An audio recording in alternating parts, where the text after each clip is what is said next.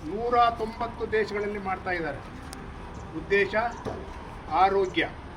ನಾವು ಆರೋಗ್ಯವನ್ನು ಪಡೆದು ಸಮಾಜದಲ್ಲಿ ಸದೃಢ ದೀರ್ಘಾಯುಷಗಳಾಗಿ ಬಾಳಬೇಕು, ಬದುಕಬೇಕು ಅನ್ನೋ ಉದ್ದೇಶದಿಂದ ಈಗ ನಮ್ಮ ದೇಶ, ಜನ, ನಮ್ಮ ಪ್ರಪಂಚ ಯೋಗಾಸನದ ಕಡೆ ಗಮನ ಕೊಡ್ತಾ ಇದೆ. ಹಾಗಾಗಿ ನಾವು ಪ್ರತಿದಿನ ಅರ್ಧ ಗಂಟೆ ಅಥವಾ 1 ಗಂಟೆಗಳ ಕಾಲ ನಮ್ಮ ಯೋಗಾಸನಕ್ಕೆ ಗಮನ ಕೊಟ್ಟಾಗ ನಮ್ಮ ಮೆದುಳಿನ ಶಕ್ತಿ ಜಾಸ್ತಿ ಆಗುತ್ತೆ, ಆತಂಕ ಕಡಿಮೆ ಆಗುತ್ತೆ, ಉದ್ವೇಗ ಭಯ ಕಡಿಮೆ ಆಗುತ್ತೆ, ಆಯಸ್ಸು ಜಾಸ್ತಿ ಆಗುತ್ತೆ.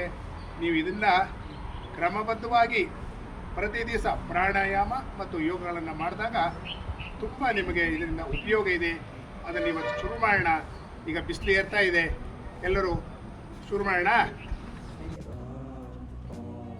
ಬಾಹ್ಯ ಕುಂಭಕ ಅಂದರೆ ಹೊರಗಡೆ ಉಸಿರನ್ನ ಹೊರಗಡೆ ರೇಚಕ ಮಾಡಿ ಉಸಿರು ಒಳಗಡೆ ಕೊಂಡು ಅಂತರ ಕುಂಭಕ. ಇವೆಲ್ಲದೂ ನಿಮ್ಮ ಏಕಾಗ್ರತೆಗೆ ಬಹಳ ಅನುಕೂಲವಾದಂತಹ ಈ ಕ್ರಿಯಾತ್ಮಕಗಳು. ಮುಖ ಮುಗುಳ್ನಗೆ ಇದ್ದಿರಲಿ, ನಿಮ್ಮ ದೃಷ್ಟಿ ಹೃದಯದ ಕಡೆ ಇರಲಿ, ಗಮನ ವಿವರಣೆ ಕಡೆ ಇರಲಿ. ನಾವು 1 ನಿಮಿಷಗಳ ಕಾಲ ಧ್ಯಾನವನ್ನು ಮಾಡೋಣ. ಧ್ಯಾನ ನಿಮ್ಮ ಏಕಾಗ್ರತೆಗೆ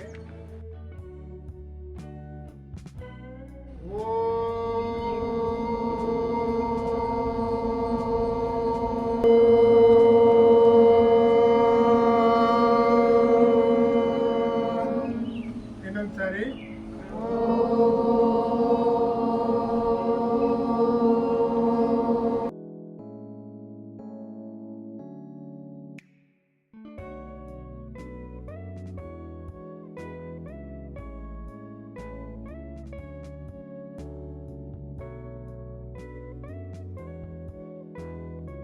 ಅದನ್ನು ಹಿಂಗೆ ಒಳಗಡೆ ಎಳ್ಕೊಬೇಕು, ಕುಂಭಕ ಮಾಡಬೇಕು. ಒಳಗಡೆ ಎಳ್ಕೋಬೇಕು, ಕುಂಭಕ ಮಾಡಿದಾಗ ನಮ್ಮ ಆಯುಷ್ಯ ವೃದ್ಧಿ ಆಗುತ್ತೆ ಅಂಥೇಳಿ ನಮ್ಮ ಯೋಗದಲ್ಲಿ ಹೇಳ್ತೇವೆ.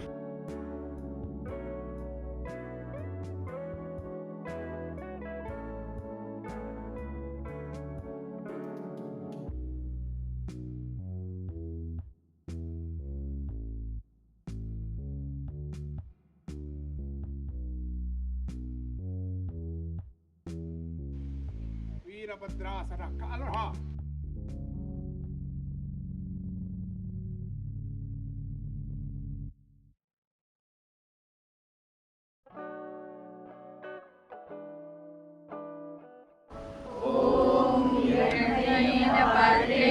ಸತ್ಯಸ್ಯಾಪಿ ಹಿತಂ ಮುಖಂ ತತ್ವಂ ಪೋಷನ್ನ ಪ್ರಾವರಣೋ ಸತ್ಯಧರ್ಮಾಯ ದೃಷ್ಟಯೇ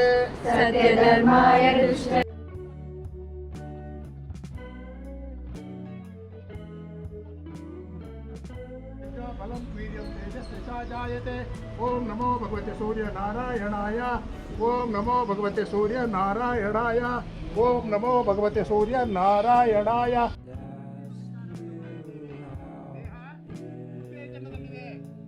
ಸ್ವಲ್ಪ ದೇಹಕ್ಕೆ ವಿಶ್ರಾಂತಿ ಬೇಕಾಗಿದೆ.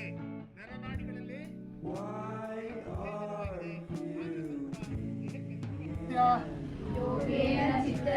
ಪದೇನ ವಾಚಾಂ ಮಲಂ ಶರೀರಶ್ಚ ವೈದ್ಯಕೇನ ರೂಪಾಕರೋತಂ ಪ್ರವರಂ ಮುನೀನಾಂ ಪತಂಜಲಿಂ ಪ್ರಾಂಜಲಿನ.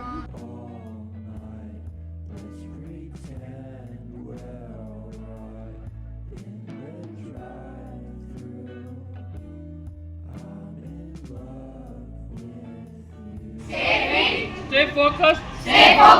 The yoga way. Stay fit. Stay focused. The yoga way. Stay fit. Stay focused. The yoga way. One health. Yoga for one earth. One health. Yoga for one earth. One health. ಇತ್ತೀಚೆಗೆ ಒಂದು ಬಂದಿದೆ ಏನು ಅಂತಂದರೆ ಅದು it's not only a physical practice ಅಂತೇಳಿ it always influence on mind and body ಅಂತ. ಹಾಗೆ ಆಮೇಲೆ ಯೋಗದ ಎಟಿಮೊಲಾಜಿಕಲ್ ಮೀನಿಂಗ್ ತುಂಬ ಚೆನ್ನಾಗಿ ಹೇಳಿರ್ತಾರೆ. ಈಗೆಲ್ಲ ನಾವು ನಿಲ್ಲುವ, ಆಲೋಚಿಸುವ ಎಲ್ಲ ಭಂಗಿಗಳು ಕೂಡ ಯೋಗ ಅಂತೇಳಿ.